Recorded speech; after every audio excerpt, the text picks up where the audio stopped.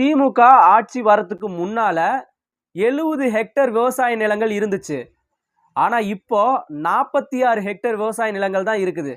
இதுக்கெல்லாம் என்ன ரீசன்னா, திமுக வந்து விவசாய நிலங்களை அழிச்சு அந்த விவசாய நிலங்கள்ல பெரிய பெரிய ஃபேக்டரியை கட்டி அங்க பனியன் கம்பெனி ஆரம்பிக்கிறது, நிறைய கம்பெனி ஆரம்பிக்கிறாங்க.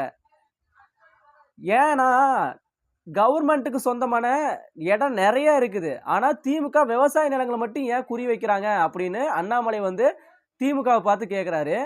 அது மட்டும் இல்லாம மோடி, பிரதமர் நரேந்திர மோடி வந்து தமிழகத்துக்கு மட்டும் 2900 கோடி விவசாய நிலங்களை இம்ப்ரூவ் பண்றதுக்கு காசு கொடுத்துருக்காரு.